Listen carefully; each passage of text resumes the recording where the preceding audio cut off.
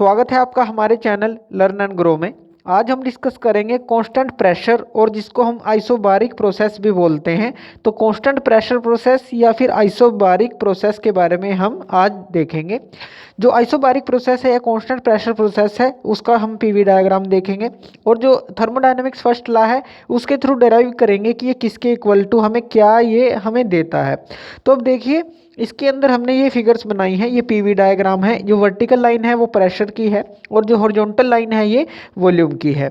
अब इसके अंदर देखिए यहाँ पे सिलेंडर बनाया है और ये पिस्टन है।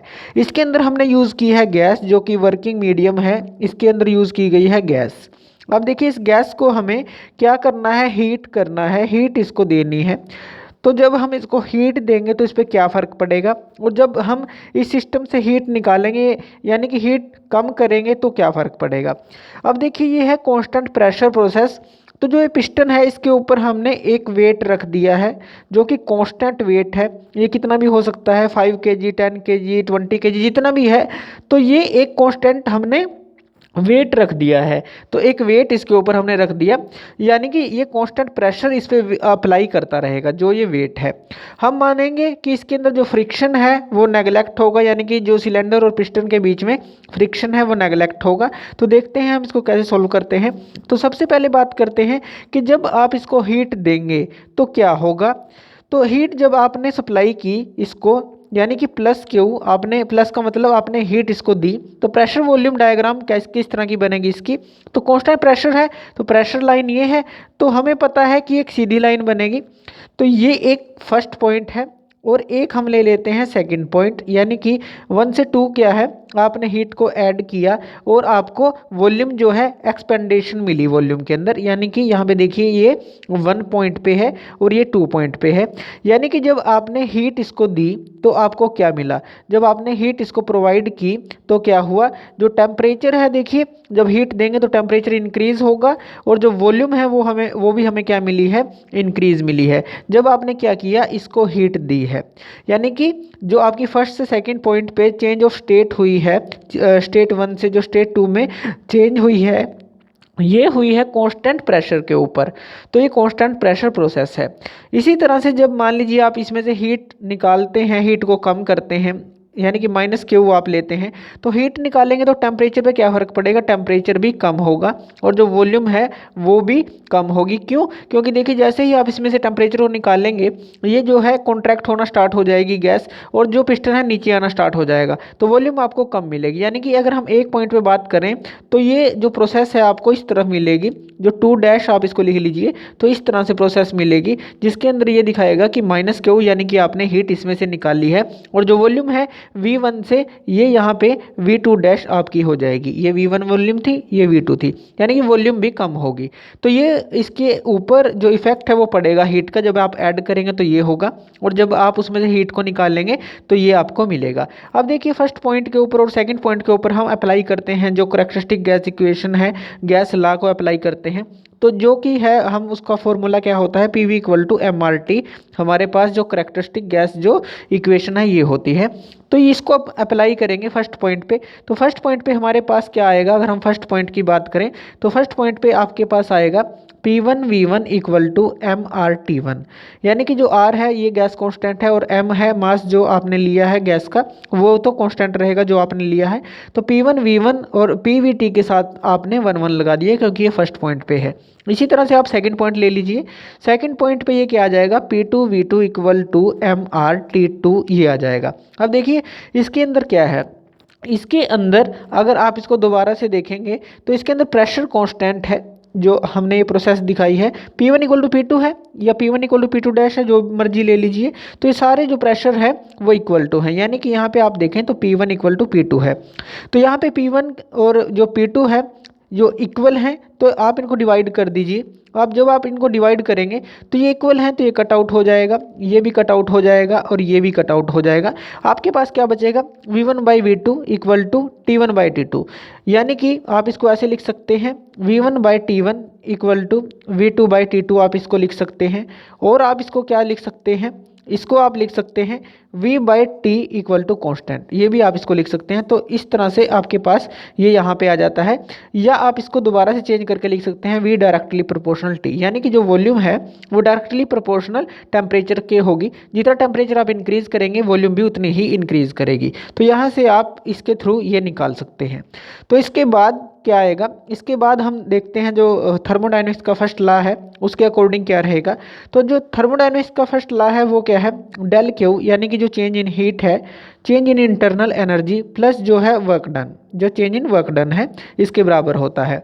तो इसके अंदर देखिए हमारे पास जो चेंज इन जो हीट है, यानी कि चेंज इन जो या हीट ट्रांसफ़र है वो क्या आएगा, डी यू को आप क्या लिख सकते हैं, डी यू यानी कि जो इंटरनल एनर्जी है, चेंज इन इंटरनल एनर्जी है वो क्या लिख सकते हैं, U2 माइनस U1 आप लिख सकते हैं। और प्लस जो वर्क डन है, वर्क डन को आप क्या लिखते हैं, ये आपका होता है PdV, ये होता है, ये हमने पहले भी देखा था जो हमारी पहले प्रोसेस हमने की थी। तो यहाँ PdV है, इसको आप ऐसे भी देख सकते हैं। फोर्स क्या है, प्रेशर इनटू एरिया है। तो यहाँ से जो dW है वो क्या होगा, फोर्स इनटू डिस्प्लेसमेंट होगा। तो फोर्स इनटू डिस्प्लेसमेंट होगा, तो फोर्स इनटू डिस्प्लेसमेंट है, यहाँ F की वैल्यू आप पुट कर दीजिए। तो ये क्या आ जाएगी, P इंटू A dx, तो ये आ जाएगी P A dx जो है, A dx को आप क्या पुट कर सकते हैं, dV पुट कर सकते हैं। तो आपका जो dW क्या आ जाएगा, P इंटू dV आ जाएगा, P इंटू dV आ जाएगा। अगर आप इसी का इंटीग्रेशन करें, यानी कि W1 से 2 निकालें, तो आपके पास क्या आएगा, V1 से V2 में PdV आपका ये वर्कडन आ जाता है। तो इस तरह से जो वर्कडन है वो आप आराम से निकाल सकते हैं। तो वर्कडन हमने यही यूज़ किया है, यहाँ पे जो करके दिखाया है।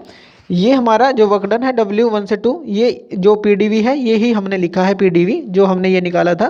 तो जो चेंज इन वर्कडन है PdV है। तो du को आप लिख सकते हैं U2 माइनस U1, और जो डेल W है इसको आप लिख सकते हैं PdV। अब PdV का क्या मतलब है, इसको आप लिख सकते हैं V2 माइनस V1, यानी कि जो PdV की जगह आप लिख सकते हैं V2 माइनस V1।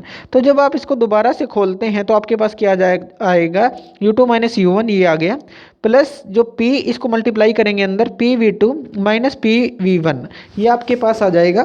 तो इसके बाद क्या आएगा आपके पास, इसके बाद आप क्या करें, इसके बाद जो U2 है और ये 2 वाली टर्म को अलग कर लें, तो U2 प्लस PV2 आपके पास आ जाएगा, और माइनस जब ये कॉमन आप लेंगे तो यहाँ पे आ जाएगा U1 प्लस PV1 आ जाएगा। अब देखिए U प्लस PV क्या होता है, हमारा H होता है, यानी कि एंथैल्पी होता है। तो आप इसको लिख सकते हैं H2 आप लिख सकते हैं इसको, और ये जो है H1 आप इसको लिख सकते हैं। तो H2 माइनस H1 क्या आ जाएगा, DH, यानी कि चेंज इन एंथैल्पी, आप इसको DH लिख सकते हैं। तो जो हमारा ये डेल क्यू था ये किसके बराबर आ गया, ये हमारा आ गया चेंज इन जो हमारी एंथैल्पी है इसके बराबर आ गया, यानी कि जो हीट ट्रांसफ़र है वो चेंज इन एंथैल्पी के बराबर आप लिख सकते हैं। और जो चेंज इन हीट है वो उसको आप क्या लिख सकते हैं, जो चेंज इन हीट है वो हम यहाँ पे देख लेते हैं। जो हमारी डेल क्यू है वो क्या लिख सकते हैं, mCp/dt आप इसको लिख सकते हैं। m क्या है, मास है, Cp है ये specific heat at constant pressure, और जो dt है वो क्या है, चेंज इन टेम्परेचर है। तो m मास है, Cp स्पेसिफिक हीट है, और dt क्या है, चेंज इन टेम्परेचर है। तो ये जो हमारी स्पेसिफिक हीट होती है वो क्या होती है कि जो हम हीट देंगे या निकालेंगे सिस्टम में से, तो उसके अंदर जो यूनिट चेंज आएगा यूनिट मास के अंदर, तो उसको हम स्पेसिफिक हीट बोलते हैं। तो डी जो डेल क्यू है mCp/dt आप उसको लिख सकते हैं। तो जो आपका DH है, यानी कि ये किसके बराबर आ जाएगा, mCp/dt इक्वल टू DH के बराबर आ जाएगा। अब इसमें से आप मास को अगर यूनिट मान लें तो Cp क्या आ जाएगा आपका, DH/dt आ जाएगा, और इसके साथ आ जाएगा P, यानी कि जो स्पेसिफिक हीट है वो क्या आएगी आपकी, एट कांस्टेंट प्रेशर पे, specific heat at constant pressure is the rate of change of specific enthalpy with respect to absolute temperature. तो इसके बराबर ये आपकी आ जाती है।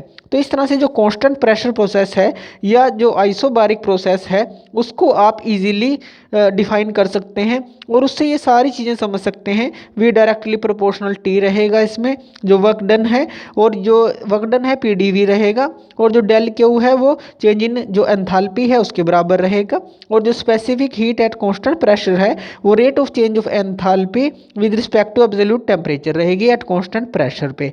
तो ये थी हमारी कांस्टेंट प्रेशर और आइसोबारिक प्रोसेस। तो थैंक यू वीडियो देखने के लिए, और ज़्यादा अपडेटेड वीडियोज़ के लिए आप हमारे चैनल लर्न एंड ग्रो पे हमें सब्सक्राइब कर सकते हैं। Thank you.